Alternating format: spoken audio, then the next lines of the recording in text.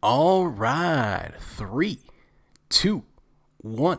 And we are live, ladies and gentlemen. Welcome to the T Hatch podcast, where we have open and in-depth conversations about the things that you and I care about. Today on the T Hatch podcast, I'm going to be talking to you about the NBA playoffs yet again. They have been so exciting up to this point. I think the NBA has done a phenomenal job, as have these teams, putting on some competitive basketball that is just fun to watch. So today on August 25th, I want to pretty much round up what has happened so far in the first round of the playoffs as some of these series start to come to a close and as some of the other series start to heat up and get very competitive. So it has been very exciting, and I think will continue to be, and I'm very excited to talk about it. So I'm going to be going over every single series that we've got going on currently, all of the first round series, that is, as some of them have ended. And I'm going to start with the sweeps. I want to get those out of the way first, because obviously there's a bit less to comment on here, but still definitely some things to look at. So first one I want to look at here is the Boston Celtics and the Philadelphia 76ers. Boston ended up winning that series 4-0, swept the 76ers. Now, for the 76ers, they were missing Ben Simmons to injury, which is very unfortunate. However, when you watch that team play, they did not make the adjustments necessary to cope without having Ben Simmons on the floor and to fully take advantage of the skills that Joel Embiid has, because let's face it, Joel Embiid is a definite superstar level talent and a guy that, if fully utilized, could be an MVP candidate. So the fact that you were unable to even get one game on that Boston Celtics team is a pretty tough pill to swallow for a 76ers fan. Now, I did a video recently on the 76ers, specifically focusing on their coach, Brett Brown, and how I thought he was not a good fit for that team, for that roster, or honestly for a coaching spot in the NBA in general if he wants to continue what he showed in Philly.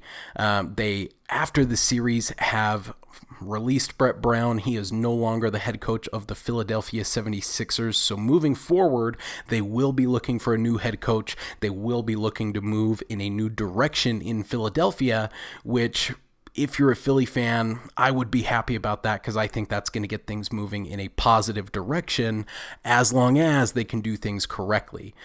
From the Celtics perspective here on this series, one thing I loved about watching this series and the Celtics offense in particular, as well as their defense, is really the difference that an excellent coach can have on a basketball team. So on one side with Philadelphia, we saw what can happen when a coach fails to adjust to the players that he has on his roster that are active and ready to play.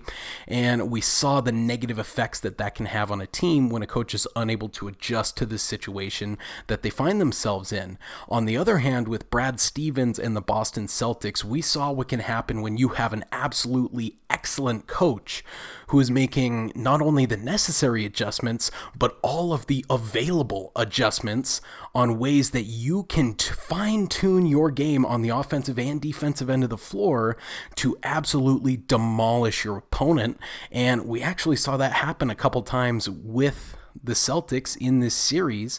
You could see things like Brad Stevens, seeing plays ahead of time, seeing what the other offense is running, calling out pick and roll coverages to guys like Jason Tatum and Jaylen Brown, Kemba Walker as well. He's out there making adjustments to their offense. So I believe, I can't remember if it was game 1 or game 2 that they had won, but Brad Stevens saw that if they moved a lot of their offensive action above the free throw line as opposed to having it below the free throw line, it would actually open up tons of open shots for them, simply because of the particular coverages that Philadelphia was playing against them. After making those adjustments, they came out, and I believe it was game 3. Again, I'd have to double check, but they come out and blow out Philadelphia in that next game because they weren't just satisfied with a victory. They said, hey, we can get even better. We can get better shots, more efficient. Let's do it. Why wouldn't we? And that's what a great coach should do. A great coach should always be looking for every opportunity to leverage the strengths of his players, to leverage the strength advantages that you get in your matchups against a particular team, specifically in the playoffs. That makes a huge difference. So I think, people are going to kind of see this series as a sweep, as Brett Brown getting fired, as Ben Simmons being injured, and just see it as that. But I think really people should look back on this series, watch some of these games, and see the real difference that a great coach can have on that product of basketball on the floor, and really how a great coach like Brad Stevens, like Nick Nurse, guys of that ilk, that they can have an impact on the game that is near the level of a superstar player. Now, obviously, guys have to be able to execute what the coach says. That's undeniable. You have to have great players on the court to follow through on great coaching. But when you have that combination, you get so much extra value out of a great coach. And the best part about it is they don't even count toward your salary cap. So you can go out and pay a premium coach. You can get the best coach that money can buy, and it's not going to hurt your chances to be able to build a championship roster. So that is definitely a point where teams need to extract the most value that they possibly can out of that head coaching spot, which of course is easier said than done. Nick Nurses don't just grow on trees. Brad Stevens don't just grow on trees. That's why guys like Brett Brown stay in one job for 7 years. There's just not a lot of great coaches out there. So hopefully we can get some awesome young, don't have to be young, they can be any age, but some awesome coaching talent into the NBA and get an infusion of some other guys who really know how to bring the best out of these NBA players. So now I want to move on to another one of the sweeps. That would be the Indiana Pacers versus the Miami Heat. Miami took that series 4-0 in an upset, Miami being the 5 seed versus Indiana the 4 seed. And this was an interesting series for a couple of reasons. One, Miami has been missing Kendrick Nunn, as he has really been unable to get himself into game shape after time that he missed being diagnosed with coronavirus, and some time that he missed being outside the bubble as well. He needs to work himself into game shape before he can get playing. So they're missing one of the best rookies in the league this year, one of their best shooters, a guy who can handle the ball for them and create a little bit on their offense. So that's a little bit of a tough deficit to be missing. The plus side for that Miami team is they do have a diverse roster of guys who can handle the ball, who can make for other players. So they were able to adjust and still have success. Now, the interesting thing for me in this series was how competitive a lot of these games were. They were tight, they were close, they were hard fought, but Indiana just was not able to pull any of these games into a victory. Now, with Indiana, obviously, Victor Oladipo was coming off of injury. Is he his full self? We're not 100% sure, but he didn't look like half of himself or anything crazy like that. He didn't look like an extremely lesser version of Victor Oladipo. Malcolm Brogdon looked like himself. Miles Turner and Sabonis were out there on the floor. So this was, for all ostensive purposes, a full-strength Pacers team, unless there's just something going on with Oladipo that we don't know about that's keeping him from being at his best. But from what I was able to watch, it did not look like that. So for me, that is a huge indicator for this Pacers team that they likely need to make some changes if they want to actually compete in the playoffs and actually start to head down a road where they can actually contend for championships, which with this roster, if this is what it's going to top out at, getting swept by the Heat in the first round, yeah, it's time to make some changes. So with all the rumors swirling about Victor Oladipo and him potentially wanting a trade anyway, I think this is an excellent opportunity for the Indiana Pacers to move in a bit of a new direction and potentially move on from Victor Oladipo and see what they can get in return. If they're going to do that, I would also like to see them try and move either one of Sabonis or Turner. I think both of those guys are best utilized at the center position, and I think it's unquestionable that they're both good enough to start. So ending up in a position where you have to start both of those guys on the floor at the same time just does not let you fully utilize their talent, where they could be fully utilized somewhere else in exchange for a player that other team is unable to fully utilize based on their roster. So I think that would be something that the Indiana Pacers should look to as well. Now, talking about this Miami Heat team, this is a really interesting team when you watch the way that they play basketball. One of the things that I love about Miami is that they are fearless to take advantage of the skills that their players have. And a lot of that goes to Erik Spoelstra, the head coach, who has been coaching since the LeBron days in Miami. And really, the best thing that I see them taking advantage of is the incredible level of skill from Bam Adebayo. Obviously, as a first-time All-Star this year, he's been getting a lot of people talking about him, saying his name, saying good things. But when you watch him play, just the level of skill he has at his size, his strength, his athleticism, it's pretty dang scary. Really, the only thing that Bam is missing at this point is a consistent jump shot. But as we know, that is something that young guys have been able to develop historically in the NBA. So Bam Adebayo looks to continue to improve and become an amazing NBA center on both ends of the floor. So they're running tons of their offense through their center, getting him plenty of assists. And when you're able to do that, it takes so much pressure off of Jimmy Butler, who, coming into the year, everybody kind of thought, oh, well, Jimmy Butler's really the only star on this team.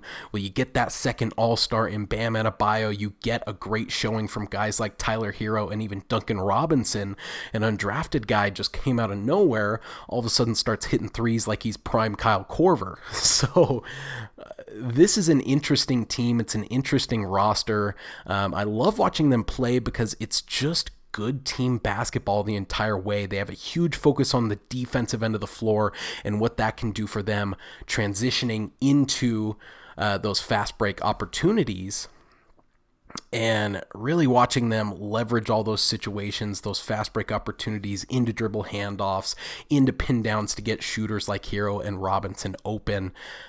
I mean, goodness, when they get none back and they have another great three-point shooter out there on the court, good luck to some of these other teams. It's looking like they're going to go up against Milwaukee next, depending on how the rest of that series goes for Milwaukee. That would be an interesting matchup, seeing as Milwaukee has had at least some troubles with the Magic there in round one. So definitely a team to keep your eyes on are the Miami Heat there, led by Jimmy Butler. But enough about the Heat and the Pacers. I want to go on to the other sweep that we saw, which is the Toronto Raptors sweeping the Brooklyn Nets 4-0. The Raptors, man. Oh my goodness, the Raptors. The Raptors are one of my favorite teams because they just frankly don't care that Kawhi Leonard left. They don't care that they don't have a number one guy. They just don't care what anybody else thinks. They're going to go out and play great basketball. They're going to beat you with their team, and they're going to laugh the whole way because they've got just such a stacked roster that knows exactly what they're doing from 1 to 10. Everybody's locked in, knows exactly what Nick Nurse wants out of them on both ends of the floor. And when you end up in a situation like that where you've got at any time on the court, doesn't matter if it's your starters or your bench, you have 5 guys on a string thinking the same thing, good luck to other teams. That is dangerous. That is scary. That is the kind of stuff that championship teams are made of. Now, of course, championship teams, as we know them historically, do have a great player, do have a bucket getter who can get one when you just got to give them the ball and get something. Who is that guy for this Toronto team? Can Pascal Siakam become that guy? That's a question that will have to be answered in some tougher playoff series. Obviously, we kind of expected to see a sweep here, just seeing as the Brooklyn Nets are missing Kevin Durant, they're missing Kyrie Irving, they were missing practically half their roster coming into the bubble. So no one really expected a ton out of the Nets this year. They didn't expect a ton out of themselves. They know, or knew rather, that coming into this year, next year was going to be the year for them when Kevin Durant is back. Now, after the injuries with Kyrie Irving, when Kyrie Irving gets back, they'll be able to contend at full strength next year. So if you're a Nets fan, don't be discouraged by this sweep. You kind of should have expected this happening, but things are going to get better next year for Nets fans. But I'm very curious to see how far this Toronto team can go. This next playoff matchup between Toronto and Boston is going to be absolutely bonkers, because we're going to see an absolute chess match between two of the game's best coaches in Brad Stevens with the Celtics and Nick Nurse with the Raptors. I am so fascinated to see how this goes, who ends up winning that series, and almost maybe more importantly, who is the standout player that carries their team to those victories. I think that's going to be very telling moving forward for the power dynamics of the Eastern Conference for years to come. So that's all I've got on the three sweeps that we saw early. So now I'm going to move on to the series that look like they're headed to a close very soon, being the series sitting at 3-1. I'm going to talk about the one I have already mentioned briefly, which is the Milwaukee Bucks against the Orlando Magic. Obviously, game one against the Magic, Orlando stole that game from Milwaukee. Milwaukee being the 1 seed, most wins of any team in the league this year. They looked absolutely unstoppable. Then all of a sudden you get some schemes out there from the Magic on the defensive end of the floor, and Giannis is looking silly again. So this is the thing about Giannis and this Milwaukee Bucks team. I absolutely love them in the regular season. He looks unstoppable. He looks like the GOAT. He looks like nobody could ever compete with how good Giannis Antetokounmpo and this Milwaukee Bucks team is. And then you get into the playoffs, and all you have to do is bring two help defenders to wall up, and all of a sudden Giannis doesn't know what to do with the ball. All of a sudden, you just kind of leave Eric Bledsoe open for a shot, and oh, thanks. We'll take that rebound and get moving the other way. Like, if this is what your team gets down to when it comes to the playoffs, you got some serious moves to make, not just a few tweaks. You have some serious moves to make if your roster can collapse simply by one adjustment by the other team, by bringing two help defenders to wall off the paint and make Giannis throw that ball. Giannis has to add more wrinkles to his game. Giannis has to improve his shooting form, not just his consistency with what he's doing currently, because if you look at the guy shoot, it does not look good. It's starting to look more Dwight Howard territory than it is, someone like Kevin Durant, who is that size, who can shoot with the best of them. So we need to see some improvement from Giannis Antetokounmpo if he is going to be the guy that we have hyped him up to be. I think he has been that guy in the regular season, but unfortunately, when it comes down to the playoffs and teams make adjustments against him, he's had a really hard time coping with that. Now, all that said, they are up 3-1 against the Magic, but this, if I was to call any series in the first round that I would have thought would be a sweep, definitely would have been Bucks versus Orlando. Now, I don't think it's fair to necessarily criticize a team because they didn't sweep another team. This is the NBA, this is the playoffs. All of these teams earn their spot. They deserve to be here, and they are good teams. They can win any given game. So not necessarily to say that I'm criticizing the Bucks for not getting a sweep. But just I think they could have played this entire series in a much more dominant fashion, in a way that really showed who they are and set the stage, not only for Giannis, but for the rest of that team. I think it's on him to set the tone, really set that for them moving forward, that they are going to be a formidable foe in the playoffs. If you are going up against the Bucks, you should be scared. That's not what they've been. They haven't played like that. They haven't made teams scared. Miami is going to be going into this next series against the Bucks with some confidence, believing that they have a chance to get an upset here. And that's not the mindset you want to leave for a team like that Miami Heat team, which they put the work in. They're grit and grind type of guys. They're going to make the necessary adjustments, and they're going to figure it out on the fly. So you've got a very tough opponent coming up in the Miami Heat, and you better get yourselves ready. But that's all I've got for that series. Moving on to the Western Conference now. Haven't had to talk about that yet because there haven't been any sweeps. But moving on to the 3-1 series here, we've got two of those. I'm going to start with the Los Angeles Lakers leading the Portland Trailblazers 3-1 in the series. And after that first Trailblazers win, it was kind of shocked everybody, like, oh, this may actually happen. This may actually be an upset. The Lakers have kicked it in gear since then, and I think a big part of what that has, or what has kicked that off, has been Anthony Davis making some adjustments and really just checking in to being Anthony Davis, AD, for an entire 4 quarters, for an entire 7-game series, for an entire playoff stretch. If Anthony Davis can continue to do that, of course we already know LeBron James is going to do it. Oh man, look out, guys. Now I think this victory from the Blazers did show us that there are some serious weaknesses with this Lakers team, and coming into the bubble, a lot of people have pointed out some of the weaknesses that this Lakers team has, but that perimeter defense, especially against on-ball guards like Damian Lillard, is a serious problem for the Lakers. Now, if that's the only point of attack that your team has, very much like the Blazers, where it's going to be Damian Lillard and CJ McCollum doing their thing, it's going to do some damage, but they're going to be able to stop you. They're going to be able to outscore you by the end of the game, by the end of a playoff series.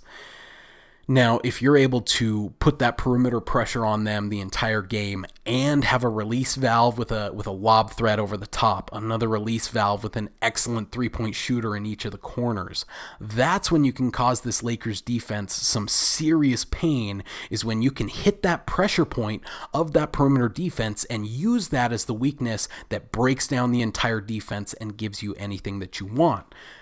But you have to be a team that can capitalize on that situation. So that's really what I see happening there for the Lakers. For the Trailblazers, I think they did an excellent job to get where they are. It's a tough matchup to go against the Lakers in the first round, to have to go up against that number 1 seed, against LeBron and Anthony Davis. I don't think we should forget how awesome Damian Lillard and this Blazers team was in 2020, and that should be a story that sticks with us for a long time, is how Damian Lillard absolutely put this team on his back, carried them into the playoffs, and made sure that they got their money's worth out of going to Orlando.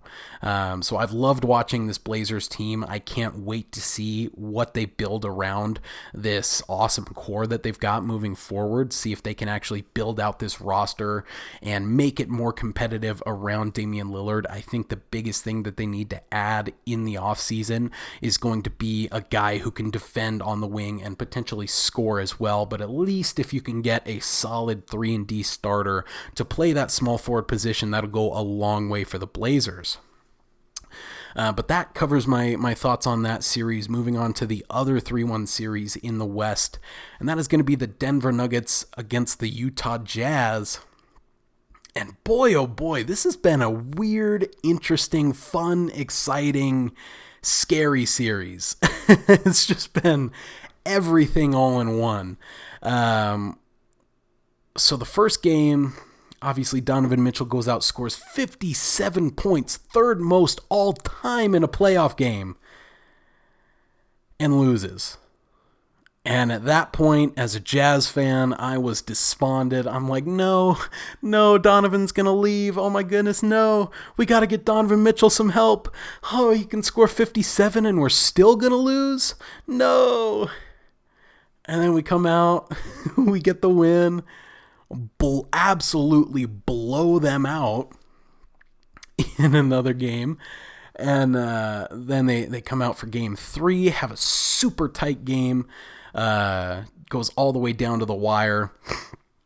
both Mitchell and Murray score over 50 points, which I believe is, I believe that might be the first time in playoff history. It's either first or one of the three that it's ever happened. I'd have to double check. Got my stats confused that the commentators were dropping, but really, really interesting series. It has been just back and forth with players getting hot, teams going on cold streaks, teams getting on hot streaks. It has been an entire series of runs. Just watching this series is a testament to how much teams in the modern NBA live and die by the three-pointer, specifically the Jazz. In game one, they could not hit a shot. They couldn't hit anything. The only player who could hit a shot was Donovan Mitchell. And when that's happening, it's not a good night for the Jazz, because the Jazz shoot, I know for sure they're top 5 in NBAs in three-pointers attempted every night. So when you're missing those shots and they're not falling at the rate that you expect them to, you start to fall behind of where you expected to be on points. All of a sudden you have to step it up on the defensive end to get even more stops than you expected you would have to at the start of the night. You have to adjust on the offensive end to get yourself more opportunities inside, and all of those adjustments having to happen at once on the fly in the playoffs in game one against a great Denver Nuggets team. You just can't make those adjustments and come out with a victory on the fly like that. After making some adjustments heading into game 2, into game 3, where you get Mike Conley back, this Jazz team has just looked absolutely stellar, and I'm very happy that they have looked this good without Bogdanovic. In the regular season, Bogdanovic was a massive piece of the Jazz being as good as they were.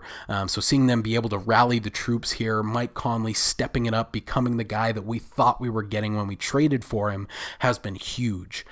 From the perspective of Denver on this series, this has got to be a tough and almost demoralizing series for Denver.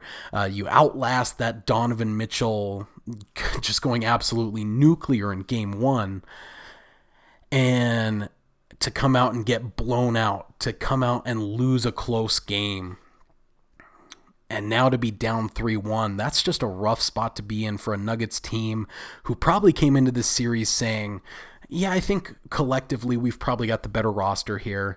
I think we've probably got, there's a debate to be had about the duo of Mitchell and Gobert versus Jokic and Murray, but Denver had to feel pretty good about their side of that, not to mention the fact that they also have Michael Porter Jr., that they've even got Bol just sitting there on the bench, ready to soak up some garbage time minutes. This is a loaded Denver roster, and it's got to be in some way demoralizing for that team to just get absolutely beaten back by a 6-seed Jazz team that is shorthanded right now. I mean, for goodness sakes, Tony Bradley and Georges Niang are playing full-on rotation minutes, which is, just as someone who's watched these guys a lot, not a good thing if you're the Jazz. No offense to those guys, but definitely some improvements still to be made. They're even playing third stringers minutes, guys like Mie, second-round picks, Jarrell Brantley, Rajon Tucker, undrafted guy, came from the G League. These guys have been getting minutes for the Jazz in the playoffs. Now, a big part of that is that blowout victory where there was, an entire quarter of garbage time minutes to soak up. So that makes sense, But when you're depending on Tony Bradley and Georges Niang, that's what tells you how depleted this Jazz roster is right now. And the fact that they're still beating down this loaded Nuggets roster lets you know that the Nuggets have some serious improvement to make. And I think for the Nuggets moving forward, they should start to focus on how can we package some of this talent together to get a kind of blue chip guy, to bring somebody else in who brings an entirely new dynamic to this team, instead of just being, oh, well, this guy's good at playing off of Jokic on the offensive end and playing defense. You've got a ton of those guys on your roster already. I think it's time that you add another star as opposed to having 5 more guys who play really well with Jokic, because I think, you look around the NBA these days, there's tons of 3-and-D guys because those are the highly sought skills in the NBA. So you've got so many opportunities to bring in guys who can fit into that system, catch a pass from Jokic, and make a shot as well as play defense. I think you really need to focus on collecting some of that talent together, trading away multiple guys for one guy who can have a bigger impact on the floor. That's what I would look to do if I was in charge of the Nuggets, but of course I'm not. So moving on to the two probably might be the 2 most interesting series in my opinion, and they're the 2 closest series so far in the playoffs. That is, I'm going to start with 4 versus 5 in the West, Houston Rockets versus the Oklahoma City Thunder. And this is the matchup of Chris Paul versus James Harden that we all wanted. We get to see Russell Westbrook going up against his old team in the Thunder, and oh my goodness, well, we don't really get to see that because Westbrook's injured, but man, this series has been so exciting, interesting, fun to watch. The the matchup of Lou Dort on James Harden, and watching everybody get so excited that Lou Dort's, is he the guy who stops James Harden? No, but come on. But it's still fun to watch. It's fun to watch them get a little chippy, some shoulder bumps back and forth. Harden getting a little angry, going out, hitting some 3-pointers, doing his thing. It's just a really fun series to watch. One of my favorite things about watching this series as well has been watching Chris Paul just be an absolute professional on every level that you can look at. Now, Chris Paul has definitely made a reputation for himself around the league as being one of those guys who has a tendency to blow up, to yell at people, to be a little crazy at times. But watching him just mentor this young Oklahoma City Thunder team, mentoring, specifically spent lots of time with Dennis Schroeder that I saw when I was watching them yesterday, spending time with Shai Gilgeous-Alexander and really teaching these guys how to be great NBA point guards moving forward, teaching them a lot of the nuances and things to look for that you just would not get if you didn't have that superstar, perfect point guard mentor in Chris Paul to teach you those things early. So I think that's going to be a huge advantage for those guys moving forward. But just really fun to watch that. On top of that, he's out there playing at his absolute best. He's leading this Oklahoma City Thunder team to victories against the Rockets. Shai Gilgeous-Alexander looks absolutely, he looks amazing out there on the floor.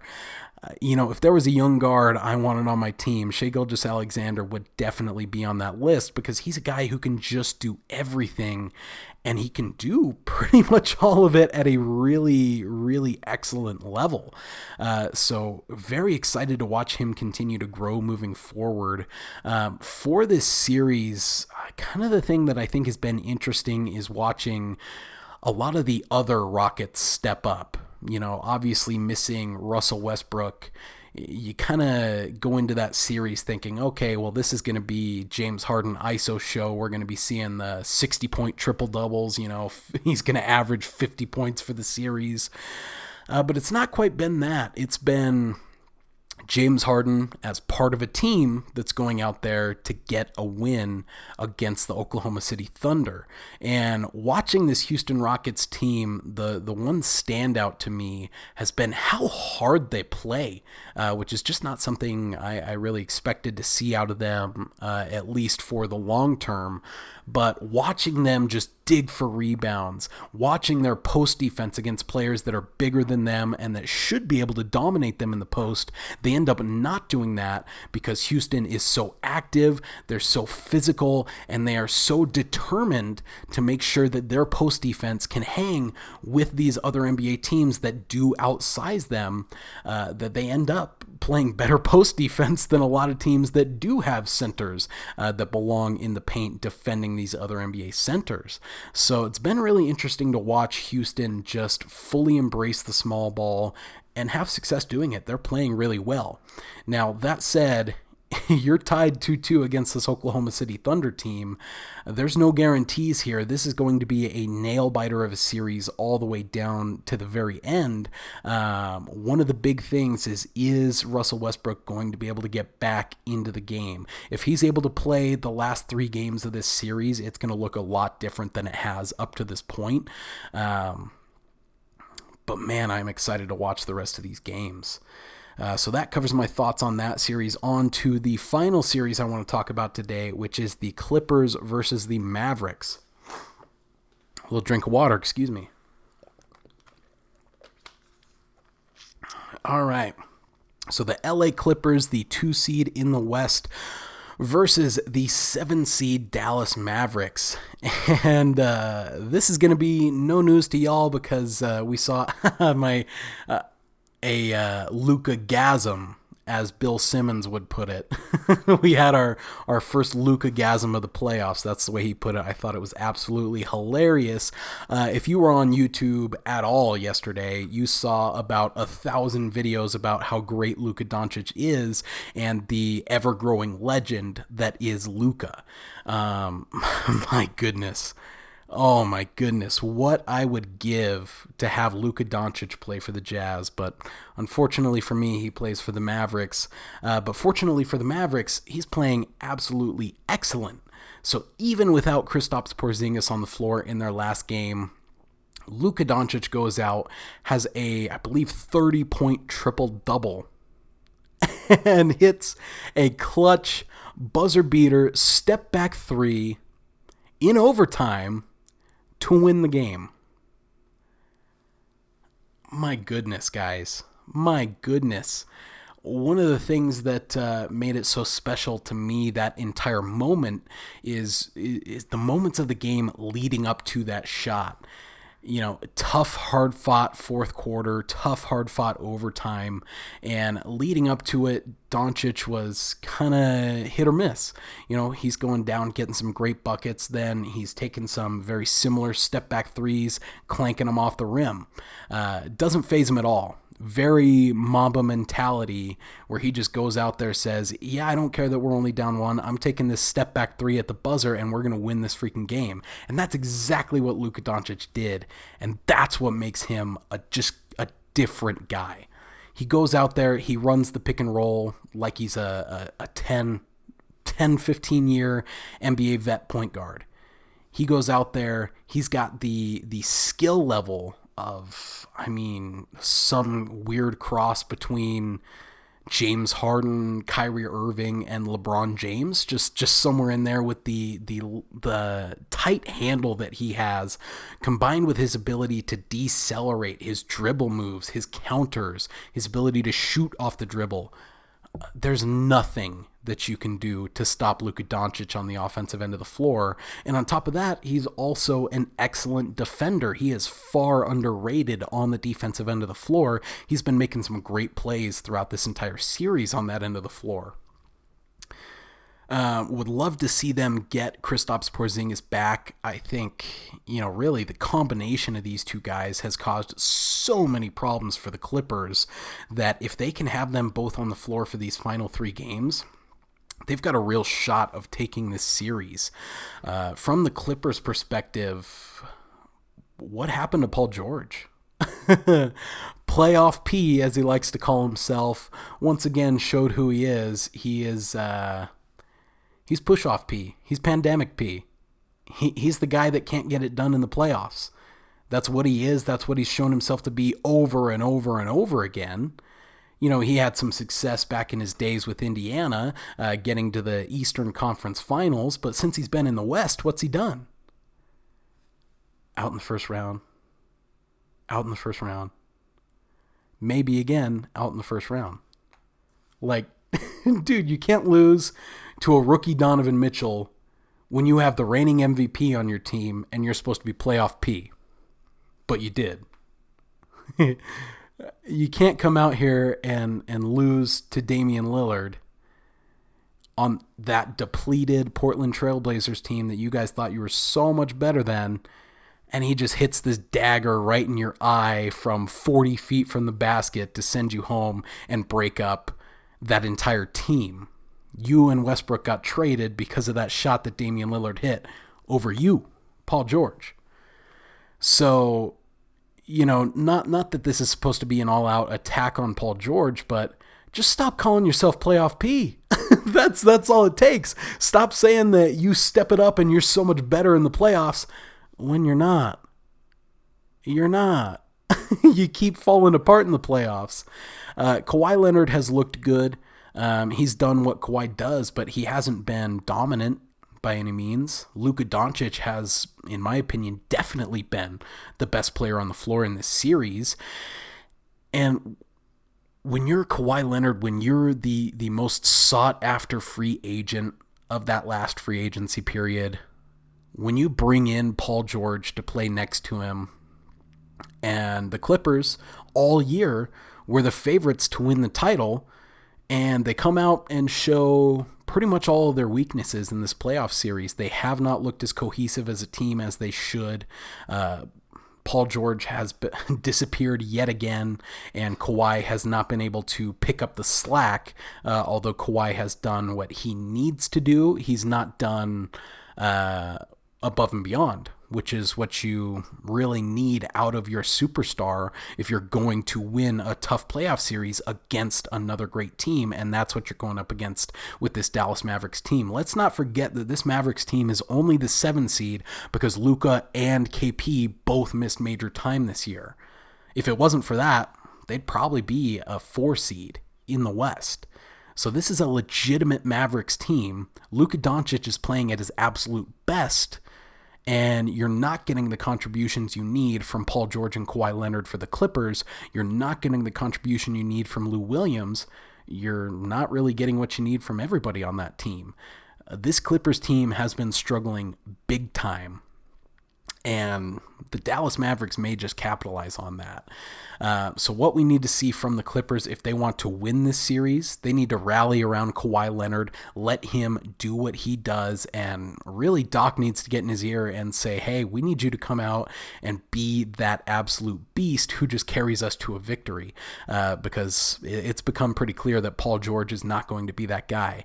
Now, if Paul George can just reset his mindset, be Paul George. That's it. Just be Paul George. Even if you're a regular season Paul George, that's great.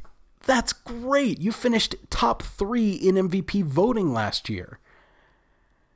At times, Paul George is an all-defensive team type defender.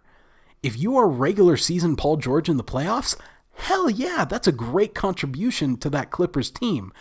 But you can't be less than that. You need to come out and just be Paul George. If you just hit those open 3-point opportunities, if you just make those open plays to your teammates without having to play hero ball, awesome. That's what your team needs. So if you're the Clippers, you want Paul George to just go out and be Paul George. You want Kawhi to come out and take over the game, which we know Kawhi can do. They just have to do it. So are they going to do that? That's going to be the huge question for the Clippers. But even if they do, Luka Doncic may be good enough to just counteract all of that and get the win and pull out this series regardless. So that is definitely the series I'm going to be keeping my eyes on the most as we're moving forward here. Just watching Luka Doncic come into his own and become the legend, the Luka, the GOAT. We'll see about that. Maybe a bit ambitious there. But that covers my thoughts on all the first round playoff series on August 25th here.